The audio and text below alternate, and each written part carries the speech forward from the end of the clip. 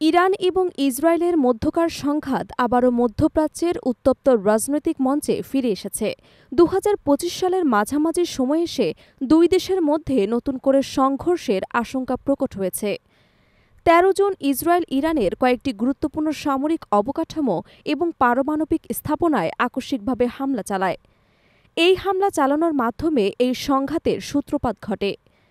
এর জবাবে ইরানও পাল্টা প্রতিশোধমূলক হামলা চালায়, যা দ্বিপাক্ষিক যুদ্ধের রূপ নেয় এবং টানা ১২ দিন ধরে চলে ভয়াবহ লড়াই। ব্যাপক ক্ষয়ক্ষতির পর যুক্তরাষ্ট্রের সাবেক প্রেসিডেন্ট ডোনাল্ড ট্রাম্পের হস্তক্ষেপে একটি অস্থায়ী যুদ্ধবিরতি কার্যকর হয়, তবে তা কতটা দীর্ঘস্থায়ী হবে তা নিয়ে রয়েছে নানা শঙ্কা।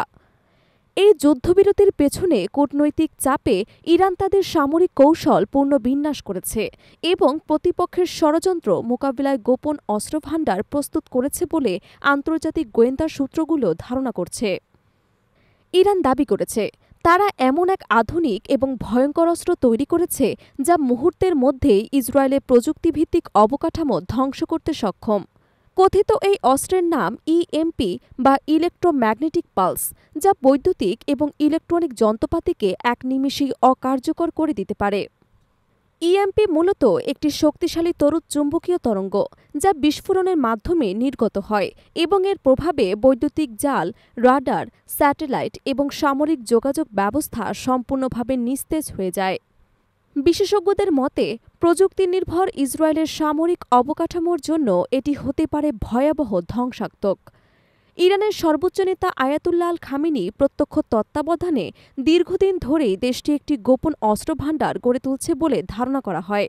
এতে রয়েছে হাইপারসোনিক ক্ষেপণাস্ত্র, উন্নত ড্রোন প্রযুক্তি, সাইবার যুদ্ধের সক্ষমতা এবং ইএমপি অস্ত্রসহ আধুনিক সামরিক প্রযুক্তি।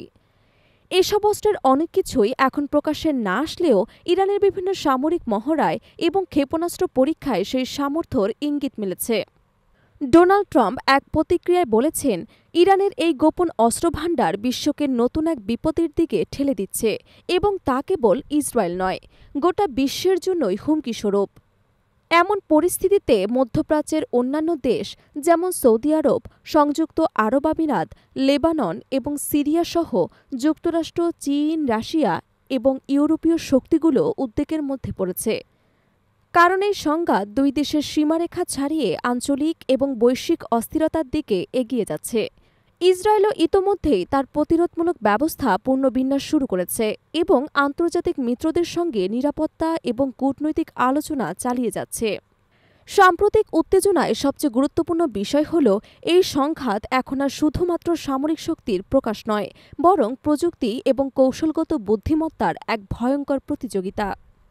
ইরান তার কৌশলে বুদ্ধিমত্তা খাটিয়ে যে অস্ত্রভান্ডার এবং প্রতিরক্ষা কৌশল রূপান্তর করেছে তা শুধু ইসরায়েল নয়, গোটা বিশ্বের নজর কেড়েছে। এই ইএমপি অস্ত্র যদি সত্যি কার্যকর হয় তবে তা যুদ্ধের ধারাকে আমূল বদলে দিতে পারে।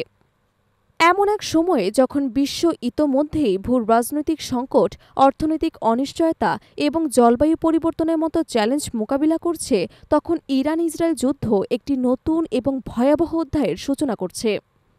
বিশ্লেষকরা বলছেন, এখন প্রয়োজন বৃহত্তর কূটনৈতিক সংলাপ, সংযম এবং জাতিসংঘসহ আন্তর্জাতিক সংস্থাগুলোর সক্রিয় ভূমিকা, যাতে এই সম্ভাব্য ধ্বংসাত্মক সংঘাতকে থামানো সম্ভব হয় এবং মধ্যপ্রাচ্যে একটি দীর্ঘমেয়াদী শান্তির পথে এগিয়ে যেতে পারে।